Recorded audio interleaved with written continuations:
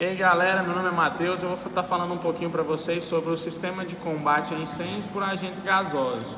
Então, no atual estágio tecnológico dos equipamentos de combate a incêndio, os gases se tornam a melhor alternativa para esses casos, pois funcionam como agentes extintores totalmente limpos e após sua atuação é necessário somente uma adequação ou ventilação no ambiente para o reinício das atividades no local. Por mais de 100 anos, agentes gasosos como dióxido de carbono, CO2, argônio, nitrogênio e etc. são utilizados eficazmente no combate a incêndios e insertização em diversas atividades industriais e comerciais por meio de sistemas fixos ou extintores portáteis. Em 1929, foi elaborada nos Estados Unidos a norma NFPA 12, National Fire Protection Association, fornecendo os requisitos mínimos necessários para todos os projetos, instalações e manutenções dos sistemas de dióxido de carbono, CO2.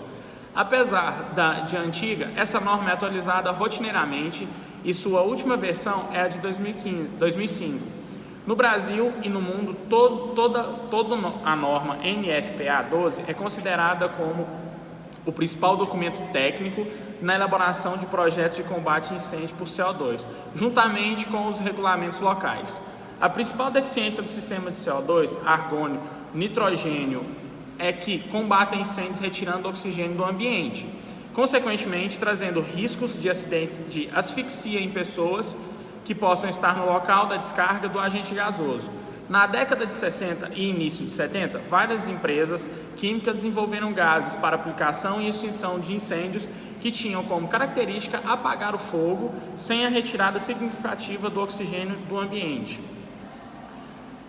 Dentre os diversos gases lançados no mercado, o único que teve larga aceitação comercial foi o Halon 1301, bromultifluorometano, fabricado pela DuPont. Podia ser utilizado em ambientes normalmente habitados sem nenhuma restrição à presença de seres humanos, pois não era considerado asfixiante. Utilizado em concentração entre 5% a 7%, ocupava menos espaço quando comparado ao CO2, que era aplicado em altas concentrações entre 34% e 60% em volume. Vou falar um pouco das características dos agentes gasosos. Ao efetuarmos a análise de risco de um determinado ambiente, temos de avaliar todos os riscos de um dos mais temidos, que é o incêndio. Selecionar um produto de extinção de incêndio dentre das alternativas existentes no mercado é uma atividade meramente técnica, pois para cada tipo de combustível ou risco existe um extintor recomendado. Mas essa decisão não se restringe a apagar o fogo. Cabe ao gerenciador de risco avaliar os efeitos colaterais pós-operações de extinção, ou seja, danos causados aos equipamentos ou máquinas, tempo para limpeza da água, sujeira ou resíduos que ficam no local, tempo para o retorno das atividades operacionais, tempo para recolocar o sistema online, descarte de água utilizado no combate ao incêndio. Se um ambiente protegido possuir um equipamento de alta tecnologia, alto valor agregado, sensíveis de reposição complicada ou essenciais à continuidade das operações do local, normalmente a escolha de um sistema de extinção de incêndio se dá a favor de agentes gasosos. A principal característica dos agentes gasosos extintores são: não conduzem eletricidade, vaporizam rapidamente e não deixam nenhum resíduo, são adequados para incêndios classe A, B ou C. Após a extinção, permitem o reinício imediato das atividades no local. Como consequência do Protocolo de Montreal, que estabeleceu critérios de proteção à camada de ozônio, e o surgimento da NFPA 2001, que definiu regras mais rígidas para a proteção de pessoas e meio ambiente, atualmente classificamos agentes extintores como as duas categorias que vou citar a seguir agora. Agentes limpos, que é a primeira categoria. A partir do Protocolo de Montreal de 1987, várias companhias químicas desenvolveram agentes extintores capazes de substituir o Halon 1211 e o Halon 1301. Diversos programas foram criados buscando identificar e avaliar possíveis alternativas para aplicações existentes que utilizassem produtos banidos. O mais importante desses programas foi o SNAP, criado pela EPA, Agência de Proteção Ambiental dos Estados Unidos, analisando uma série de candidatos sobre os mais diversos critérios e criando uma lista de produtos considerados aceitáveis sob determinada ótica. enquanto, de modo paralelo e coordenado, a NFPA elaborava uma norma técnica específica para os agentes que surgiam. A norma NFPA 2001 foi aprovada em 1994.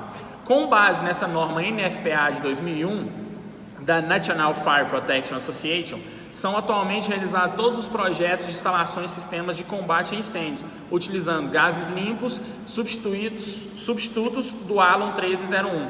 Para o perfeito entendimento de aplicação dessa norma, é essencial a gente conhecer umas seguintes definições aqui. O ODP, Ozone Depletion Potential, é a capacidade de uma determinada substância provocar danos à camada de ozônio. O NOAEL, que é NOAEL, o No Observed Advanced Effects Level, é a maior concentração de um determinado agente em que não se observa nenhuma reação, efeito adverso ou sintoma em seres humanos submetidos a essas atmosferas. E a LOAEL, que é LOAEL, Lowest Observed Adverse Effects Level, é a menor concentração de um determinado agente no qual pode-se observar qualquer reação, efeito adverso ou sintomas em seres humanos submetidos a essa atmosfera. A perfeita obediência às exigências da NFPA 2001 protege e orienta os consumidores nos seguintes aspectos. Todos os agentes aprovados são seguros na aplicação como agentes extintores em que a concentração mínima de projeto foi definida como concentração de extinção de uma chama de N-heptano, teste de Cup Burner, acrescida a uma margem de segurança de 20%. Todos os agentes aprovados são inofensivos à camada de ozônio, apresentando o ODP igual a zero, com exceção do NAF-S3, com o ODP 0,044, que teve seu uso restrito. Para a utilização em áreas ocupadas por seres humanos, a máxima concentração de agentes extintor permitida é a NOAEL, ou seja, não haverá risco toxicológico às pessoas. Mesmo assim, a NFPA, em 2001, em sua revisão de 2004, estabelece que em ambientes com concentrações de agentes limpos menores ou iguais a NOAEL, o tempo máximo de permanência de pessoas é até 5 minutos. Após a extinção, não deixam qualquer tipo de resíduos corrosivos ou sujeira. Todos os gases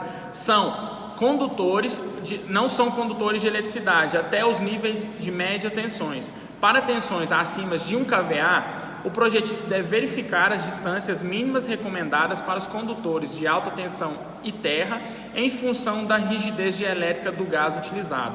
Durante a descarga, não provocam choque térmico ou condensação no ambiente protegido.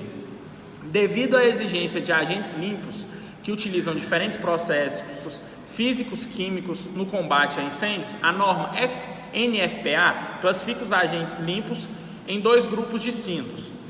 O primeiro grupo é gases inertes. Esse é o primeiro grupo, denominado de gases inertes, combate incêndios reduzindo a concentração de oxigênio presente no ar até 12% em volume, que segundo a norma é a mínima concentração de O2 sem risco para a respiração humanos. Os gases inertes são formados basicamente por uma composição de argônio e nitrogênio e são comercializados pelos produtos argonite, argon e inergem. A gente tem também os gases ativos. O segundo grupo é formado pelos gases ativos, cujo princípio de funcionamento não é a redução de oxigênio como nos gases inertes, mas atua na retirada da energia térmica presente no incêndio e na interrupção da reação química em cadeia. Processo de combustão, agentes ativos são formados por diversas famílias químicas não restringidas no Protocolo de Montreal de 1987 e comercializados pelos produtos FM200, FE227, Novec, entre outros.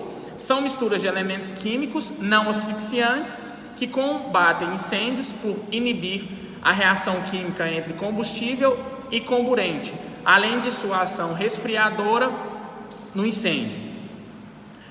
O dióxido de carbono CO2. Essa norma da National Fire Protection Association fornece os requisitos necessários para os sistemas de proteção contra incêndio usando o CO2. O dióxido de carbono CO2 é um gás inodoro, não tóxico, não condutor de eletricidade, não deixa resíduos corrosivos, que combate incêndios pela redução do nível de oxigênio do ambiente protegido para valores abaixo de 13,86, impossibilitando a respiração humana. O CO2 é utilizado em extintores portáteis e principalmente na indústria e na proteção de geradores de energia elétrica, laminadores, máquinas gráficas, tanques de óleo, fornos, dutos, armazenamentos líquidos, inflamáveis, etc. O sistema de CO2 se classifica em dois tipos relativos de pressão e armazenagem. O CO2 de baixa pressão, quando é utilizado um tanque de aço dotado de sistema de resfriamento com capacidade para necessidades da área protegida, mantido a pressão de 300 psi a 18 graus Celsius, possui uma válvula reguladora comandada por temporizador de forma a fornecer a quantidade de CO2 correspondente a um volume de local protegido. Normalmente é utilizado para a quantidade de CO2 acima de 3.000 kg. O CO2 de alta pressão, quando são utilizados cilindros com capacidade de até 45 kg de CO2, a pressão é de 851 psi a 21 graus Celsius, a densidade de enchimento até 68%. Com relação ao método de aplicação, existem duas modalidades. Há o CO2 em aplicação no local, quando o risco de protegidos não está confinado no espaço fechado, tempo de descarga máxima de 30 segundos, para o cálculo de quantidade de CO2 no local, com 3 dimensões, como a máquina utiliza-se o método de volume. Para locais com 2 dimensões, como superfície de um tanque de têmpera, utiliza-se o método de área. E o CO2 de indução total, quando é possível confinar os riscos dentro de um volume definido, como dutos de cozinha, túnel, cabo, geradores, salas elétricas, cubículos elétricos, dispositivos de combustível, etc. Tempo de descarga entre 1 e 7 minutos, com pelo menos 30% em 2 minutos. Nesse caso, aplica-se concentrações que variam de 34%, gasolina, querosene, até 74% o hidrogênio. A aplicação típica dos agentes límpicos. E os ambientes sugeridos para a aplicação dos agentes límpicos são centros de processamento de dados, telecomunicações, fitotecas, laboratórios, museus e bibliotecas, tomografia e ressonância magnética, salas de controle e automação, processos industriais. Os requisitos importantes: a toxicidade apropriada para os ambientes habitados, ou seja, um NOAEL compatível, tempo de descargas não superior a 10 segundos, exceção para gases inertes que é de 1 minuto. O tempo de descarga é o tempo necessário para a liberação de 95% da massa para atingir a concentração mínima do projeto. O combate a incêndio utilizando gás carbônico como extintor é um sistema muito difundido no nosso país. O gás carbônico CO2 não é considerado um agente limpo, apesar de não deixar resíduos, pois apresenta um grau de toxicidade abaixo da concentração, cerca de 9% do volume do ar. É um gás inodoro, não corrosível e não conduz eletricidade. É aplicado em ambientes confinados, nos quais se faz inundação total ou diretamente sobre o objeto, ser protegido, como por exemplo motores, tanques, têmperas, porão de cabos, coifas de cozinhas industriais ou comerciais. Seu mecanismo de extinção é por abafamento, diminuindo a concentração de oxigênio. O combate a fogos classe A, B ou C. Então, como foi falado no vídeo, a gente teve base para falar um pouco sobre os sistemas de combate a incêndio por agentes gasosos. É isso aí, galera.